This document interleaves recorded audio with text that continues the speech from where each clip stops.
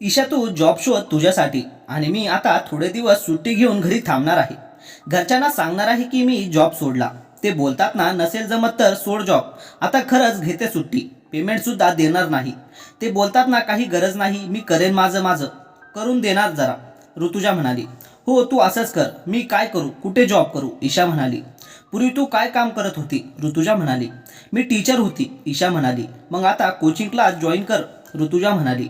हो, मी तेच करत होती 2 वर्षापूर्वी. तू नंतर ओंकारला पाळण्याघरात ठेव, त्याने तुझे बरेच प्रॉब्लेम सॉल्व्ह होतील. आर्यालाही मी तेच करणार आहे. उगीच तुमची मुलं आम्ही सांभाळत नको, ईशा म्हणाली. हो, सारखं ऐकवतात. ओंकार मोठा आहे, आर्या सोबत राहील तिकडे, ऋतुजा म्हणाली. मी सांगते तुला उद्या काय होतं ते, ईशा म्हणाली. ऋतुजा घरी आली. अर्जुन अजूनही तिच्यावर चिडून होता. ऋतुजा, तू तुझं काम नीट का नाही करत? किचनमध्ये काही नीट झाकपाक केलं नाही. आई करत होती नंतर काम. ठीक आहे, उद्यापासून नाही होणार असं काही. ती लॅपटॉपवर काहीतरी करत होती. काय आता चाललंय ऋतुजा? झोप आता, उद्या परत धावपळ होईल तुझी, अर्जुन म्हणाला.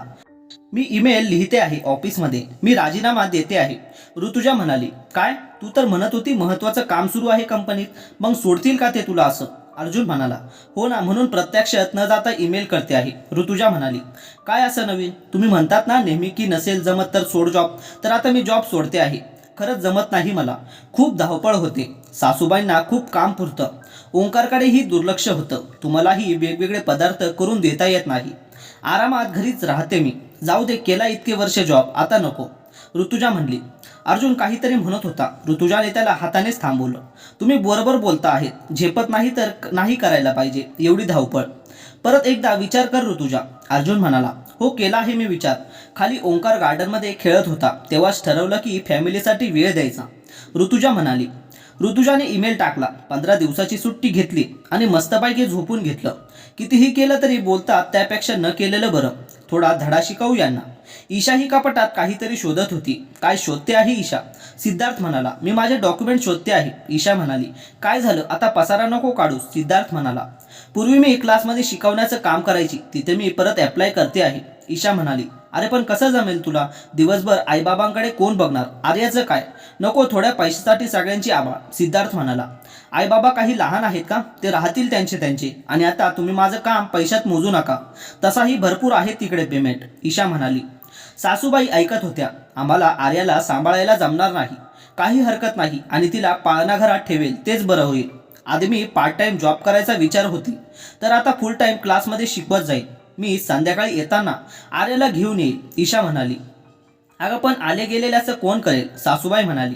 संध्याकाळी येणार आहे मी घरी, ऑफिसमध्येच नाही बसणार, तेव्हा बघू, ईशा म्हणाली. ठरव तू काय करायचं ते, पण आईबाबांची आबाळ नको व्हायला, सिद्धार्थ म्हणाला. स्वयंपाक करून जात जाईल मी. तुम्ही घ्याल ना जेवायला हाताने, ईशा म्हणाली. हो, सासूबाई म्हणाली. तुम्हीच म्हणतात ना मी काही करत नाही, माझा वेळ वाया घालवते, तर आता मी करते आहे काही, तर माझ्यामध्ये मध्ये मध्ये करू नका. आणि जरा घरात लक्ष देत जा, सिद्धार्थ. आता भाज्या वगैरे आणत जा. जमलं तर लवकर येत जा घरी, ईशा म्हणाली. सकाळी ऋतुजा ती आरामात उठली. तिने आज स्वयंपाकाला सुरुवात केली. नाश्त्यालाही उपमा केला. डबा तयार झाला. अर्जुन आवरून बाहेर आला. आज मग आरामात का ऋतुजा? हो, नाहीतर काय धावपळ असते या वेळेत माझी. आज मस्त वाटतंय. तुमच्या आवडीची भाजी आहे आज डब्यात, ऋतुजा म्हणाली. हा महिना तरी पूर्ण करायचा ना जॉबचा, अर्जुन म्हणाला. जाऊ द्या, आता महिना संपायला 2-3 दिवस बाकी आहेत आणि ऑफिसमध्ये आज मीटिंग आहे, तर त्यात पुढचे टार्गेट मिळतील. मग जॉब सोडता येणार नाही. त्यापेक्षा आजपासून जात नाही मी, ऋतुजा म्हणाली. ईशा जाऊन क्लासमध्ये इंटरव्ह्यू देऊन आली.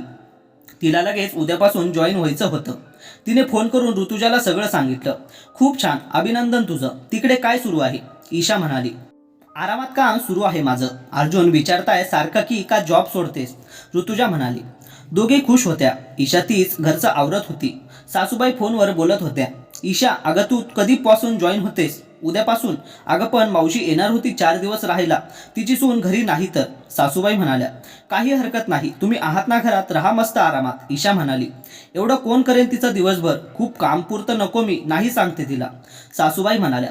कशाला, तुम्ही करा ना, तुमची बहीण आहे ना, ईशा म्हणाली. तिचं खूप पथ्य असतं, दिवसभर हे कर ते कर असं, तर नको, सासूबाई म्हणाल्या. छान, म्हणजे मी होती तर मला राबवून घेत होत्या. स्वतःवर वेळ आली तर नको पाहुणे. मावशीही कशा सून नाही घरी तर लगेच इकडे येत होत्या. काहीही करा, आता मी काम सोडणार नाही. त्यानंतर शाळेत जॉब ट्राय करेन. 2 दिवस झाले ऋतुजा घरी होती. ऋतुजा ऑफिसला गेल्यानंतर सासूबाईंना त्यांचा आरामाचा वेळ मिळत होता. काम काही नव्हतं. आधीपासून ऋतुजा आवरून जात होती. तो वेळ आता त्यांना मिळत नव्हता. इतर वेळी त्या त्यांच्या टीव्ही सिरियल बघत असत, फोनवर आरामात बोलत असत. आता त्यांना काय करू असं झालं होतं.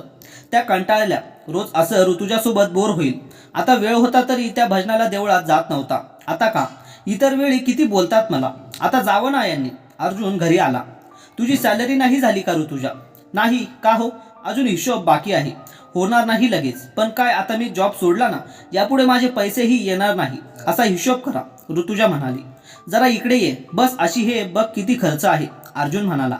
मला काहीही सांगू नका. यापुढे तुम्ही तुमच्या सॅलरीत सगळं व्यवस्थित कराल, मला माहिती आहे, ऋतुजा म्हणाली. काय करतेस तू दिवसभर घरी? अर्जुन म्हणाला. हे असं मी आरामात राहिली नव्हती मी कधी. उगीच धावपळ मागे लावली होती. आज टीव्ही बघितला, ओंकारचा अभ्यास घेतला आणि तुमच्यासाठी संध्याकाळचा चहा नाश्ता रेडी आहे. जेवणाला मस्त पालक पनीर आहे. मज्जा आहे तुमची. अहो ऐकताय ना, ऋतुजा म्हणाली. ऋतुजा थांब जरा. हा लोनचा इन्स्टॉलमेंट तुझ्या अकाउंटवरून जात होता ना? अर्जुन म्हणाला. मी केले चेंजेस. वेबसाईटवरून तुमच्या अकाउंटवर टाकलं ते. बँकेतून फोन आला होता. कन्फर्मेशन दिलं मी. बघा किती महत्त्वाचं काम केलं मी आज, ऋतुजा म्हणाली. अर्जुन गप्पच होता. ऋतुजा उठून किचनमध्ये निघून गेली. खूप काम आहे असं बघून चालणार नाही. अहो हातपाय धुवा, जेवायला बसा. ईशाने क्लास जॉईन केला. ती सकाळी स्वयंपाक घरच आवरून जात होती. मगच उरलेले काम सासूबाई करत होत्या. आता त्यांनी वर काम धुणी भांडीसाठी एक मदतनीस घेतली. छान सुरू झालं त्यांचं. आर्या अर्धा वेळ पाळणा घरात होती. अर्जुनचा पगार पहिल्या आठवड्यात संपला. अर्जुन इन्शुरन्सचे पैसे जातील, काय करावं. ऋतुजा त्याच्या एवढा पगार घेत होती ते अचानक कमी झालं. खूप टेन्शनमध्ये होता तो. मित्रांकडून थोडे पैसे उधार घेतले. ऋतुजा बघत होती. जाऊ दे बोलतेच यांच्याशी. अहो मी जॉईन करते ऑफिस परत, तुम्ही काळजी करू नका. तू तर राजीनामा दिला होता ना? अर्जुन म्हणाला. नाही, सुट्टी टाकली होती, ऋतुजा म्हणाली. बरं झालं ऋतुजा, चांगली नोकरी सोडू नको. अर्जुन खुश होते. माझ्या काही अटी आहेत यावेळी, ऋतुजा म्हणाली. काय? रोज जेवणावरून कटकट नको, ऋतुजा म्हणाली. ठीक आहे. तुम्ही भाजी आणायची, ऋतुजा म्हणाली. ठीक आहे. माझ्या कामाला तितकाच रिस्पेक्ट द्यायचा, कारण मलाही पगार कमी नाही. नाहीतर मी खरंच जॉब सोडेन, ऋतुजा म्हणते. मान्य. वाटलं तर कामाला ठेव तू कोणाला तरी, तुला मदत होईल, अर्जुन म्हणाला. ओंकारला मी आता यापुढे शाळा सुटल्यानंतर पाळणा घरात ठेवणार आहे आणि येताना मी त्याला घेऊन येईल. माझ्याही ऑफिसचं काम खूप महत्त्वाचं आहे. हे असं डोक्याला ताण, घरचं टेन्शन नको मला. तिकडे ऑफिसचं कामात मन लागत नाही माझं. तुम्ही लोक खूप बोलतात मला. आणि संध्याकाळी जर तुम्हाला जेवायला 2 पदार्थ हवे असतील तर किचनमध्ये येऊन मदत करत जा, ऋतुजा म्हणाली. ठीक आहे. दुसऱ्या दिवशी ऋतुजाने ओंकारला सोबत घेतलं. आर्याच्या पाळणाघरात त्याला ठेवणार होती ती. तिकडे बोलून घेतलं. शाळा सुटल्यावर ओंकार आर्यासोबत डायरेक्ट तिकडे जाणार होता. ईशा ऋतुजा गेटजवळ घेतल्या. ओंकार आणि आर्याची मैत्री होतीच. दोघं एकाच पाळणाघरात आणि एका शाळेत, त्यामुळे चिंता नव्हती. समजा जर मला लवकर यायला जमलं नाही ईशा, तर तू जरा वेळ ओंकारला बघशील का, ऋतुजा म्हणाली. हो बघेन मी. मला सुद्धा काही अडचण आली तर तू आर्याला बघशील ना, ईशा म्हणाली. हो मी बघेन, काहीच हरकत नाही, ऋतुजा म्हणाली. दोघं मुलं सोबत होते, त्यामुळे दोघी आया सुद्धा रिलॅक्स होत्या. खर्च तर बराच होईल ग पाळणाघरात आपल्या, ईशा म्हणाली. होऊ दे, जो व्हायचं आहे ते आता ईशा.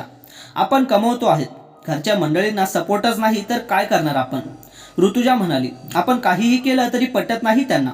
घरी राहिलो तरी अडचण आणि ऑफिसला गेलो तरी अडचण. त्यापेक्षा आपण आपल्या मनाला जे वाटेल ते करूया, ईशा म्हणाली. आपलेच पैसे आहेत, आपल्यासाठी खर्च झाले तर काहीही हरकत नाही. ॲटलिस्ट डोक्याला शांती तरी मिळेल, ऋतुजा म्हणाली. नोकरी करणाऱ्यांनाही बोलतात, नाही करणाऱ्यांनाही बोलतात. ऋतुजाला आता ऑफिसमध्ये बरं वाटत होतं. सारखं आपलं मुलगा सासूबाईंकडे आहे ही मनात गिल्टी फिलिंग होती, ती दूर झाली होती. अर्जुनलाही तिच्या नोकरीचं महत्त्व समजलं होतं. सासूबाई ही करते म्हणून सगळं होतं हे जे सदोदित बोलत होत्या तोही गैरसमज बंद झाला. जसा जमेल तसा व्यवस्थित स्वयंपाक ऋतुजा करत होती. ईशाकडे पण आता जरा शांत वातावरण झालं होतं. आर्या आणि ईशाला सुद्धा एकमेकींसोबत वेळ मिळत होता. घरचे काम बऱ्याचपैकी कमी झाले होते. सासूबाई सासरे पण स्वतःच्या हाताने वस्तू घेऊन काम करत होते. ते अति अवलंबून झाले होते ईशावर. ते कमी झालं होतं. कॉन्फिडन्स ईशाकडे बघून नवरा पण खुश होता. मित्रांनो, ही कथा आपल्याला आवडली असेल तर व्हिडिओला लाईक आणि चॅनलला सबस्क्राईब नक्की करा. धन्यवाद.